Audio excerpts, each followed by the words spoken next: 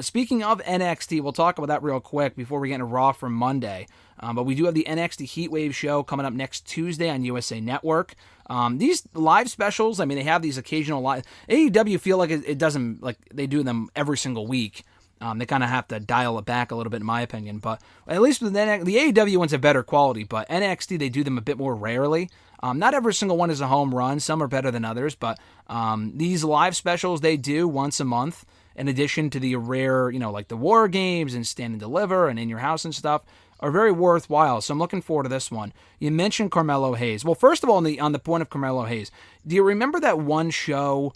You weren't there for me. You didn't go with me to this show. I actually met Zach Donegan there, funnily enough, but we went to a show in Lowell, and we got stranded there. And remember I called you at 12:30 night that if you can come pick me. I mean, you were obviously sleeping at that point, but do you remember that? It was your senior year.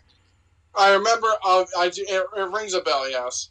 That was the show I actually met Carmelo Hayes at. He was doing a lot of Northeast Indies. He's actually from Mass. Yeah, I knew that. Yeah, but he's from that area. But hey, listen, if you had stayed out with us and got stranded in Lowell with Zach Donegan and I, you would have met him that night. Damn. Yeah, either you were too busy getting cozy in your bed, though. Yeah, exactly.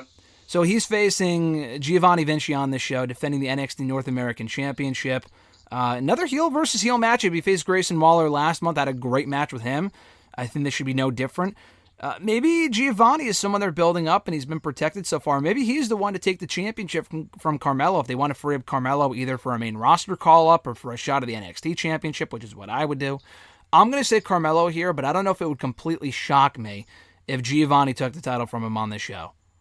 Yeah, I mean, I like both guys. I think this is more, they are pushing Vinci, and I mean, as Eichner or whatever the hell you want to call him, I feel like he's one of those guys, great wrestler, just, I don't know, he was kind of generic. I think he was great in Imperium, but obviously they broke him off. Now he's doing this whole Giovanni Vinci thing. I honestly think he's going to take the belt off of Hayes.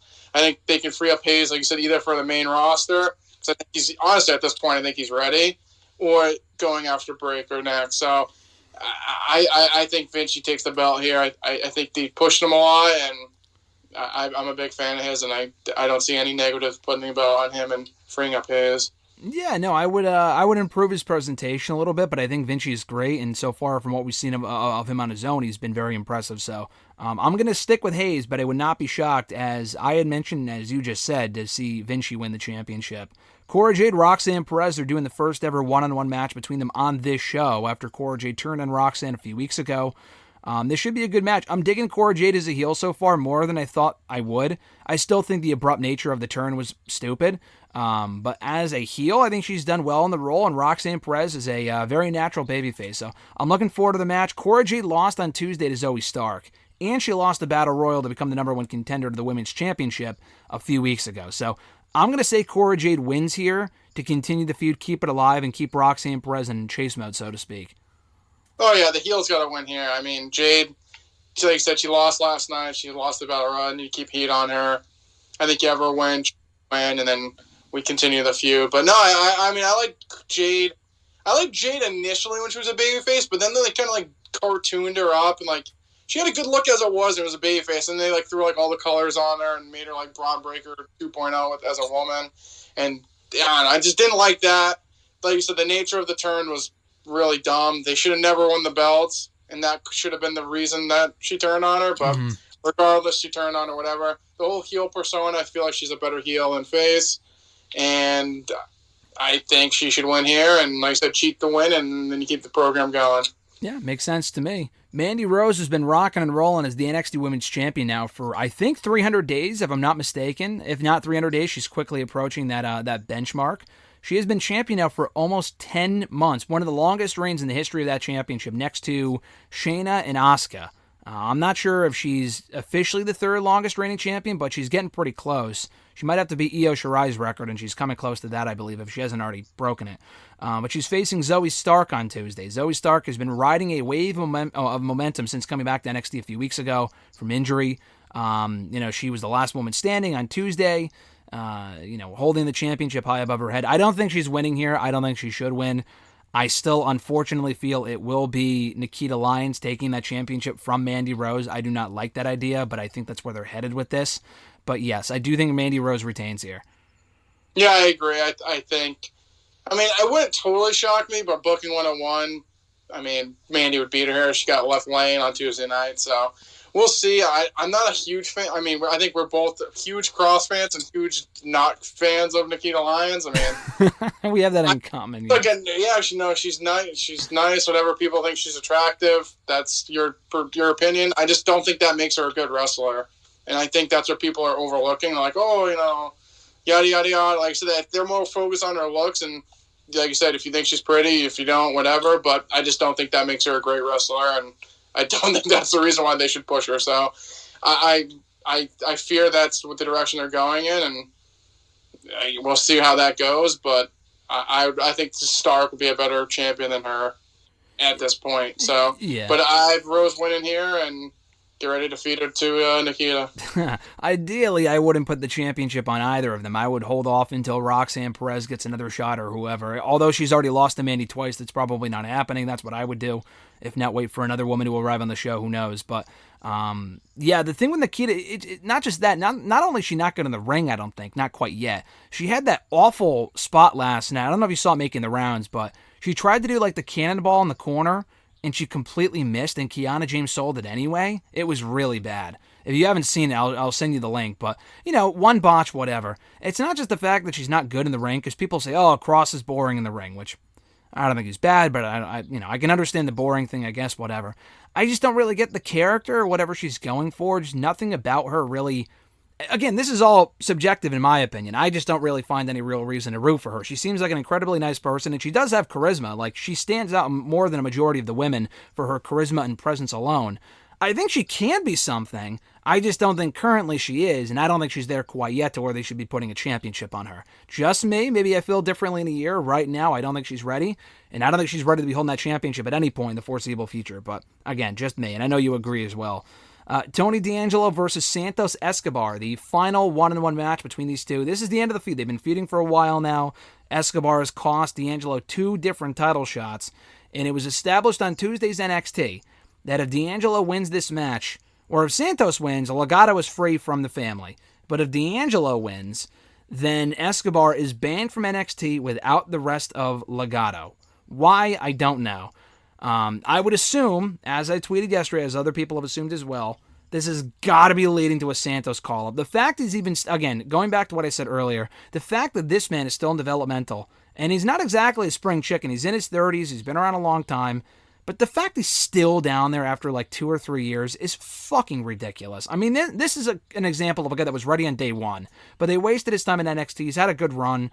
Don't get me wrong. But it's time. Calling him up without the rest of Legado is questionable. Elektra I could do without. I mean, she's a nice addition to the act, but she's a lot like Nikita. Probably even worse in the ring. I mean, she's just far from ready. But I do think Wild and Del Toro / whatever his name was before, Mendoza, should be on the main roster at this point. What'd you say? I said Raul Mendoza. Yeah, Raul Mendoza. That's what his previous name was. Now he's Cruz Del Toro, which is stupid. But they should be on the main roster. And it doesn't sound like they'd be going with him, which is weird. I'm not really sure why they would still be in NXT. But anyway, I think this is a slam dunk for D'Angelo, and Escobar is going to the main roster imminently, I think. Yeah, no, I mean, I think Tony, I'm a big Tony D guy. I think everything they've done with him, I mean, I think at first the whole cheesy Italian thing, it took a little bit on me, but I think now he's kind of hit his strides. I feel like it's starting to kind of come out, wear on me better, and like you said, I like Escobar a lot. Not sure exactly why they want to call him up with the rest of Phantasma, Legado de Phantasma. I can't even say it. It's such a weird name. But like you said, maybe they have different ideas. But I mean, the whole stipulation's like, I'm going to the main roster. So pretty much. I like Escobar a lot. Obviously, we're big fans of him in Lucha, and I think he's done great in NXT. He's kind of learned everything he needs to. I think main roster's very imminent for him. I could see them doing like a storyline with Mysterio or something like that. Honestly, maybe they put him with like Garza and Carrillo. I mean, they haven't really done much with them, so maybe pair them up with Escobar and. That's the new Legado del Fantasma. Basically, yeah, a better one, I guess, or something that's different. So that's what I could see them doing. But besides that, I think Tony D wins, and we get Escobar on the main roster, which should have already happened. Yeah, long overdue. What do you think his ceiling is in the main roster? At this point, it's realistic to think he could go far. Yeah, I think. I mean, they always have they're always trying to push the Latino star, and seemingly ever since Ray, they really haven't got one. I mean, Del Rio had his time, but nothing really since. So, I depending on how far they think he, I feel like World Championship isn't I don't think that's out of the picture. I think he'll probably be more of a mid card guy. I mean, I can see him IC US champion.